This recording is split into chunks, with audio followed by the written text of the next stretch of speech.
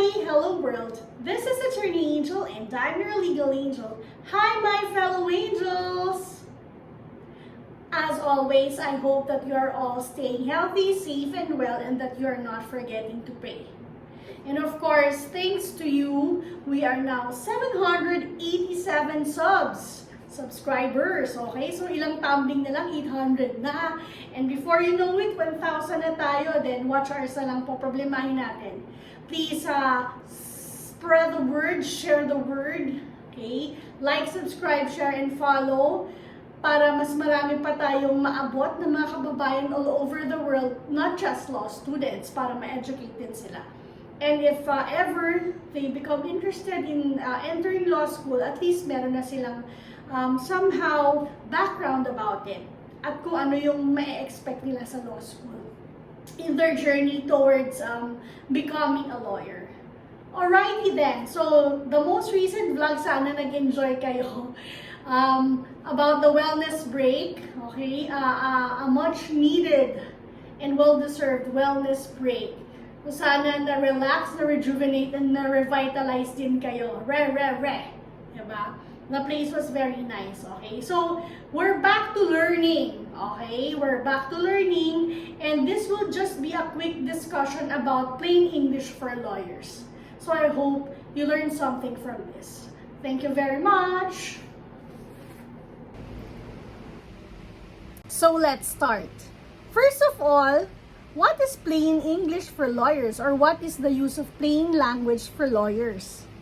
Itong use of plain English or plain language for lawyers, it has been a movement for many years now.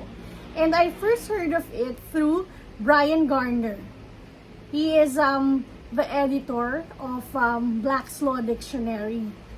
And I purchased his book, I think 2 years, 3 years back. Plain language for lawyers. Hindi ko lang mahanap po ngayon kung saan ko nailagay kasi nagtago po ako ng mga libro dahil hindi na po kasya sa maliit kong sulok dito. But I have that book by Brian Garner. In-order ko pa, inabala ko pa yung ninong ko sa Amerika, si Tito Luis, para magpabili ng librong yon.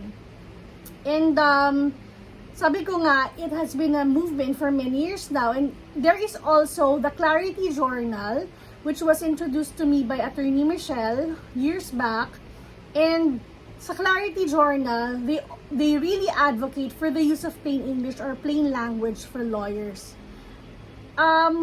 Ito ay lagi kong sinasama in my course outline or syllabus in my legal research and legal writing classes. Kasi napaka-importante niya. Later, we will discuss the benefits of the use of plain language or plain English for lawyers. Okay, so first of all, what is plain language for lawyers or plain English for lawyers? Matagal na tong konsepto na to eh. Sabi nga dito sa research ko, even during the time of the Greek and Roman thinkers, okay, hindi na to new idea. Even the Greek and Roman thinkers discussed the importance of plain language.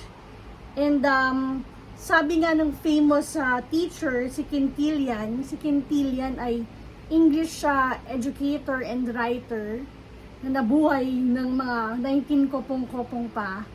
And he was famous for Institutio Oratoria, his work on language and tawag dito, rhetoric and criticism of the use of language. Sabi niya, we should not speak so it is possible for the audience to understand us, but so that it is impossible for them to misunderstand us. Diba? Napakagaling, play with words. Diba? When we speak or communicate, hindi lang para tayo maintindihan ng mga nakikinig sa atin, but more so, para hindi nila tayo ma-misunderstand or ma-misinterpret. Okay. And even the King of Sweden, nung mga years back, he ordered the Royal Chancellery to produce documents written in clear, plain Swedish over 300 years ago. Okay? So ito naman sa bansang Sweden, matagal na nilang ina-advocate ito. Actually, if I'm not mistaken, the Clarity Journal, parang Swedish siya or based siya in Sweden. Check that out. Okay. And sabi ko nga kanina, it has been a movement in recent years. So in recent years, public awareness of the importance and effectiveness of plain language has increased. This has led to significant new laws and regulations around the world. In fact, I also put in my syllabus yung plain language law or plain writing act of the United States, which was enacted during the time of President Obama. And in one of the cases that I was able to read from Penn State Law, there was a case there na even yung courts, with respect to their civil procedure, meron lang limit as to the number of words used, and they require the use of plain writing or plain language in their pleadings. So, even in Europe, new European regulations on privacy matters have set a high standard on transparency and clearness.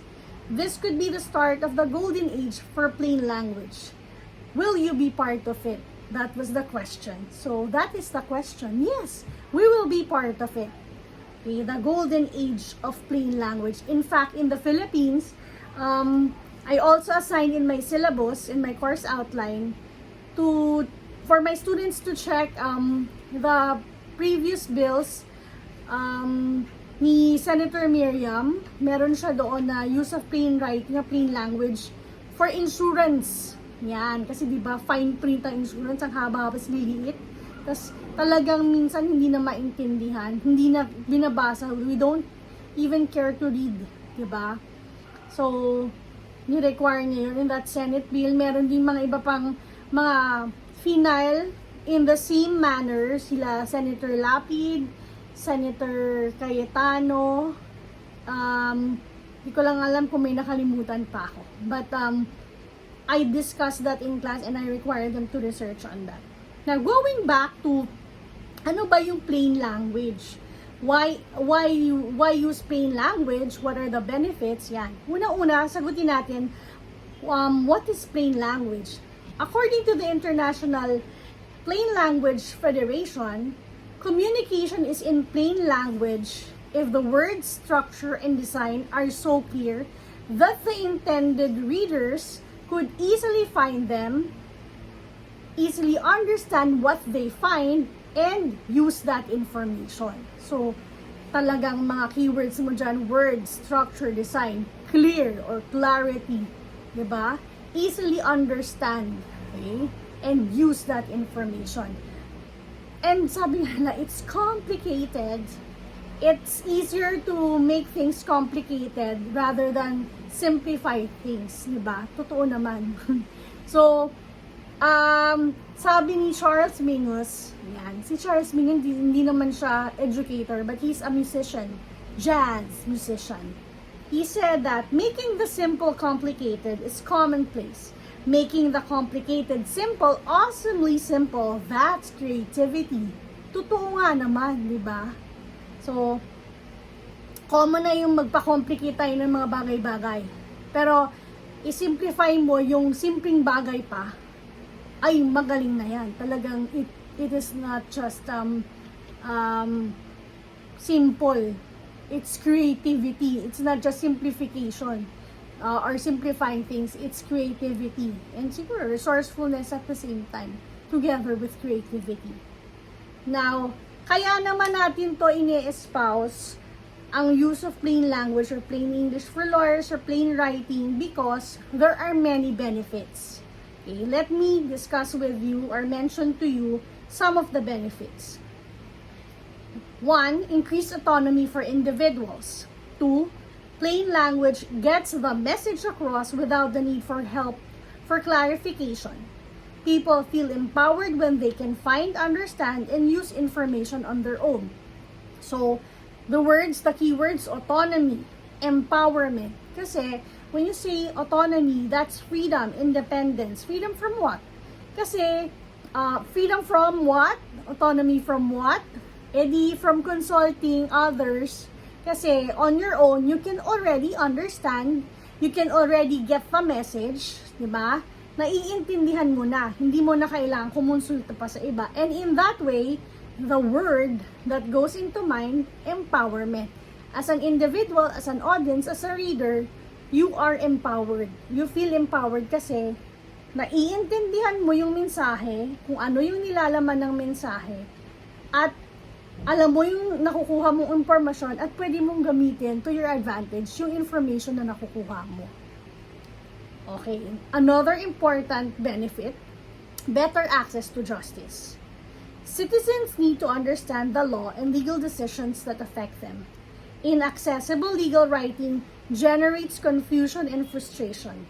It can never result in unnecessary charges like failing to appear in court or breaching probation. Plain language allows people to understand what's being said to them and about them in the justice system. Napaka-importante, access to justice. Okay? Kasi, diba, sanay tayo, legal jargons, technical terms, verbosity in legal writing. Na abogado lang ang nakakaintindi, law students lang ang nakakaintindi. What about your clients who are not well versed in the law or who are not familiar with these technical terms in legal jargons? They get intimidated, di ba? And hindi nila naiintindihan. Mamaya pinapadala na sila ng subpoena or inaaresto na sila, hindi nila naiintindihan. So if we use plain writing or plain language or plain English, naiintindihan ng kliyente, di ba? Naiintindihan nila kung ano yung pinag-uusapan, ano yung sinasabi sa kanila ng korte, and in effect, walang confusion, walang frustration on their part, alam nila kung ano yung mangyayari, di ba? So, alam nila kung ano yung pinag-uusapan tungkol sa kanila. So, sabi nga dito, dahil naiintindihan nila, wala na yung mag-fail na hindi na makaka-appear yung kliyente sa court dahil hindi niya alam yung pinadalang notice sa kanya, di ba? Hindi na siya nagva-violate ng rules dahil alam niya na kung ano yung mga sinasabi ng korte sa kanya in relation to the legal problem or legal issue that he has or she has. Okay. And of course, as between the lawyer and the client, di ba, fiduciary relationship tayo based on trust and confidence. Okay? Think legal jargon makes you sound clever? Think again. So, sabi dun sa study ni Professor Christopher Trudeau from the University of Arkansas in 2017, a compelling study showed that people are at best unfazed, at worst irritated, when legal advice is full of complex jargon and obscure terms. This comes as no surprise. Clients want to understand the advice they receive and the documents they sign. It gives them confidence in themselves and in the legal system, which is talagang konektado dun sa earlier benefits that I have mentioned from the use of plain language or plain English or plain writing. Kasi nga, for the benefit of the client, naiintindihan na niya yung tungkol sa problema niyang legal, hindi na siya na ko-confuse, hindi na siya na-frustrate, hindi na siya nai-intimidate kasi naiintindihan niya. Of course, kasi intimidating yung mga legal jargons and technical terms, di ba? So, dahil naiintindihan niya, malinaw sa kanya, hindi na siya magdadalawang isip kung meron kang papapirmahan bilang abogado with regard to the case or in connection sa case ng kliyente mo. And mas feeling confident na siya, sabi nga natin, may feeling of autonomy, feeling of empowerment on the part of your client. And of course, when there is confidence, when there is trust between the lawyer and the client, in effect, as a consequence, there will also be trust in the legal system and in the justice system. So, it's a big picture. Kaya napaka-importante ng plain language, plain writing, plain English for lawyers. Alright? So I hope that you learned something from this vlog. And if you are interested to know more about it, you can visit the Clarity Journal website. And You can also search for materials on plain writing for lawyers or plain English for lawyers, such as sinabi ko sa inyo yung kay Brian Gardner. Alrighty, thank you very much. That's it for this vlog. Again, thank you very much. And be kind, be a blessing to others, and always remember to glorify God with a grateful heart. This is Attorney Angel, and I'm your legal angel. Bora hey!